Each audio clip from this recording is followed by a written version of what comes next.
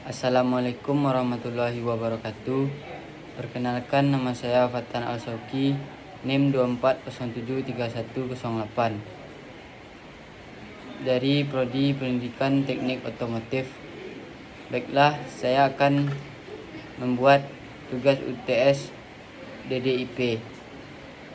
Nomor 1. Bagaimana pemahaman mengenai hakikat manusia dapat memengaruhi pendekatan dan metode pendidikan dalam upaya mengembangkan potensi individu secara menyeluruh?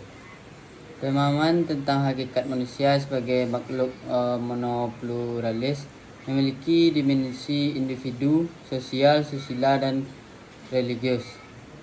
Mengubah pendidikan dari transfer ilmu menjadi proses pemanusiaan.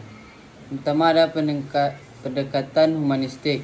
Jika manusia dipandang sebagai makhluk yang memiliki kehendak bebas. Yang kedua, ada metode holistik. Pendidikan tidak hanya mengasah kognitif otak, tetapi juga efektif hati. Soal nomor 2. Bagaimana prinsip-prinsip pendidikan seperti teori Handayani dan kemandirian dalam belajar diterapkan dalam praktek pendidikan?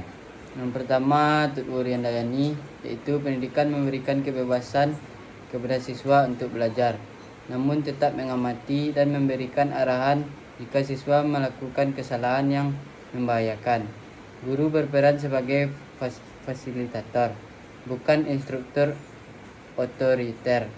Yang kedua, kemandirian belajar, yaitu diterapkan melalui pola pembelajaran yang dimana siswa didorong untuk mencari sumber belajar sendiri, menentukan target pencapaian, dan melakukan evaluasi mandiri atau self-regulated learning.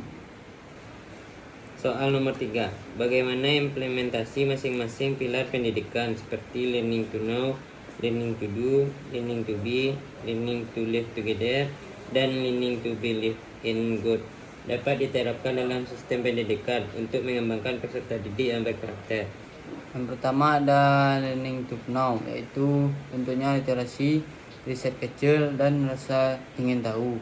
Yang kedua ada learning to do, yaitu praktikum, magang, dan penyelesaian masalah. Yang ketiga ada learning to be, refleksi diri, pengembangan lokal, dan seni. Yang keempat ada learning to live together, kerja kelompok dan proyek sosial atau bakti sosial. Yang kelima ada learning to be live in God, yaitu pendidikan agama dan internalisasi nilai moral.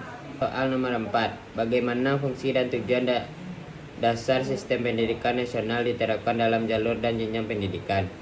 Yang pertama ada jalur formal atau sekolah. Struktur kurikulum yang berjenjang SD hingga PT memastikan kompetensi dasar hingga spesialisasi tercapai. Yang kedua ada jalur non formal atau kursus atau PKBM, memberikan keterampilan teknis bagi mereka yang membutuhkan percepatan atau pendidikan luar sekolah. Yang ketiga ada jalur informal atau keluarga, peletakan fondasi normal dan etika yang paling dasar.